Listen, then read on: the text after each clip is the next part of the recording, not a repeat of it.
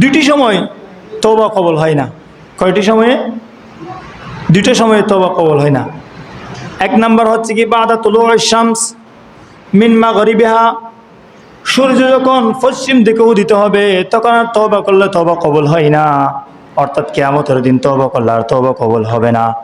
দ্বিতীয় নম্বর হচ্ছে কি বাদাল গারগারা, যখন মানুষ মৃত্যুর শয্যায় বিছানার মধ্যে পড়ে যায় তখন যখন ঘর ঘর করে আওয়াজ দিবে তখন তওবা করলে আর তওবা কবুল হয় না।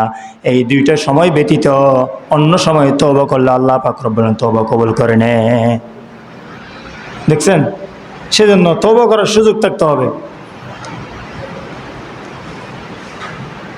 শুধু মানুষ ভালো কাজ করেছেন, ভালো কাজ করার পর ভালো সেটাও জেনেছেন, আবার খারাপ কাজ করার পর খারাপ সেটাও জানতে পেরেছেন, তখন তওবা করলে আল্লাহ তাআলা তওবা কবুল করে নেবেন।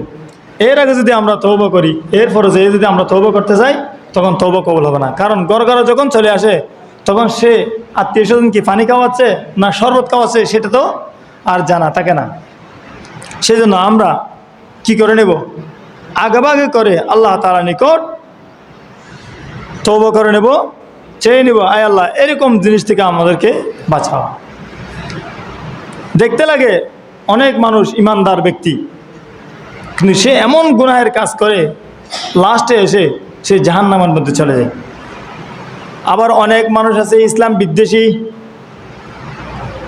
আলেম বিদ্বেষী, সারা জীবন কোরআন বিরোধী কাজ করেছেন, কাজ করতে করতে করতে এমন পর্যায়ে চলে গিয়েছেন, বলতেছেন আমি দুনিয়ার মধ্যে খারাপ কাজ করতে করতে আর জায়গা নাই, এখন একটু ভালো হয়ে যায়, তখন সে তওবা করে নেয়, আল্লাহ তাআলা তওবা কবুল করে নেয়। আছে না নাই?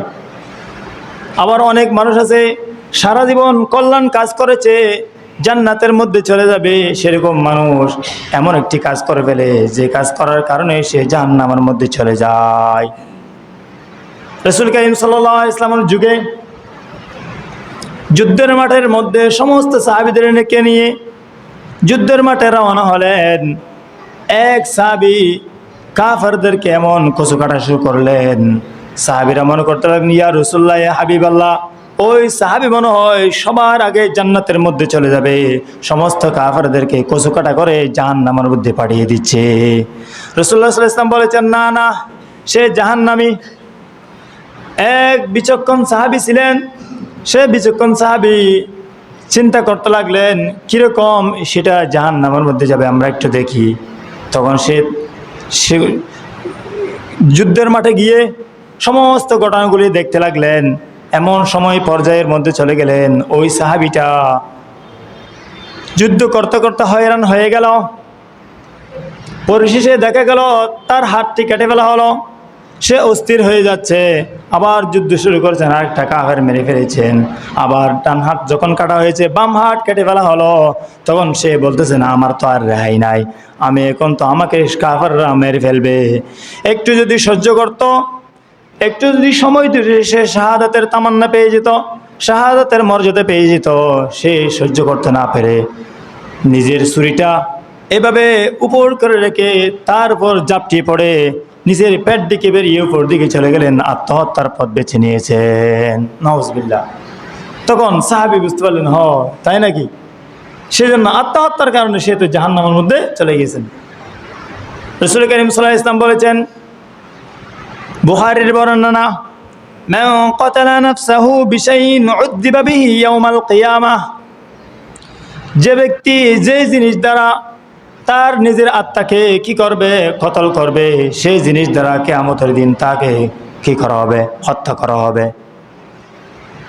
যদি কোনো মানুষ গলায় ওড়না পেঁচিয়ে কাপড় পেঁচিয়ে যদি আত্মহত্যা করে, কাল কিয়ামতের দিন তাকে সেরকম কাপড় দেওয়া হবে, জাহান্নামের মধ্যে তুমি এরকম করে মৃত্যুবরণ করতে থাকো।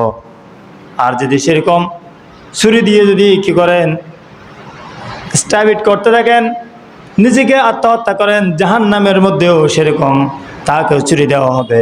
সেই ছুরি দ্বারা কিয়ামতের দিন সে কি করতে থাকবে, ছুরি দ্বারা নিজেকে নিজে আত্মহত্যা করতে থাকবে, নিজেকে নিজে সেরকম চুরি মারতে থাকবেন। হাদিস শরীফের মধ্যে আছে, নাসাই শরীফের বর্ণনা, মান তারাদ্দা মিন জাবালিন ক্বাবালা নাফসাহু কুতিলা নাফসাহু ফাহুয়া ফিন্নার।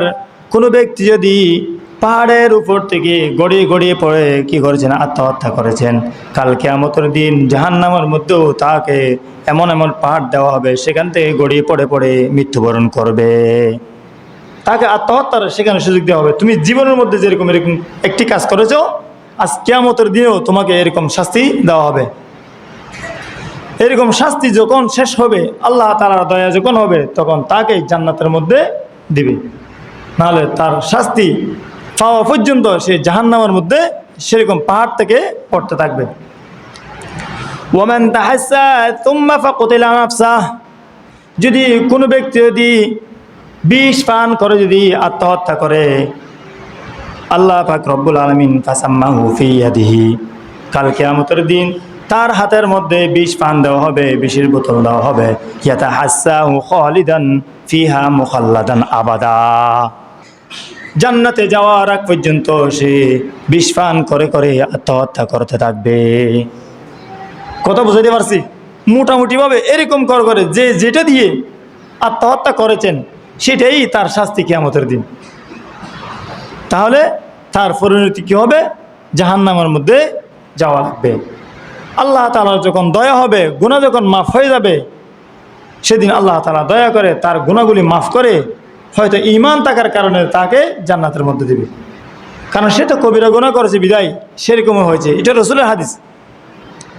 সেজন্য আমরা নিজেরাই এই সমস্ত জিনিসগুলোকে জানবো, জানার পর এগুলো আমরা আমল করার চেষ্টা করব। এটা কী জিনিস? কবিরা গুনাহ এক নম্বর হচ্ছে কি, আত্মহত্যাকে কবিরা গুনাহ, এটা করা হারাম, করা যাবে না।